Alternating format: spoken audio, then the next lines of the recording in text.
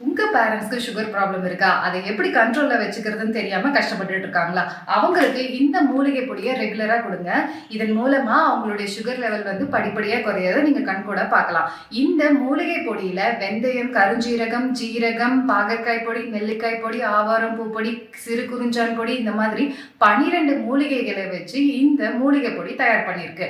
இந்த மூலிகை பொடியினுடைய மிகப்பெரிய பலன்கள் அப்படின்னு பார்த்தோம்னா, நெல்லிக்காய் பொடி. நெல்லிக்காய் பொடி அஜீரண கோளாறு, வயிறு சம்பந்தமான கோளாறுகள் இதெல்லாம் சரி பண்றதுக்கு உதவியா இருக்கு. இந்த சிறு குறிஞ்சான் பொடி பாத்தீங்கன்னா இன்சுலின் செக்ரிகேஷனை இம்ப்ரூவ் பண்றதுக்கு யூஸ்ஃபுல்லா இருக்கு. பாகற்காய் பொடி வந்து உடம்புல இருக்கிற சர்க்கரையை எனர்ஜியா கன்வெர்ட் பண்றது யூஸ் ஆகுது. இந்த பொடியை எப்படி பயன்படுத்துறது அப்படின்னா, காலையில உணவுக்கு முன்னாடி 2 ஸ்பூன் வெந்நீர்ல கலந்து குடிக்கணும். இரவு உணவுக்கு பின்னாடி 2 ஸ்பூன் வெந்நீர்ல கலந்து குடிக்கணும். இந்த மூலிகை பொடியை ரெகுலரா யூஸ் பண்ணிட்டு இருக்கிறதுனால உங்களுடைய ரத்த ஓட்ட சீராகும், ரத்தம் சுத்தமாகும். இது சர்க்கரை நோயினால வர பாத எரிச்சல் குணமாகிறதுக்கான வாய்ப்புகள் ரொம்ப அதிகமா இருக்கு. இதை பத்தின மேலும் விவரங்களுக்கு கீழே கொடுத்திருக்கிற வாட்ஸ்அப் நம்பருக்கு நீங்க தொடர்பு கொள்ளுங்க.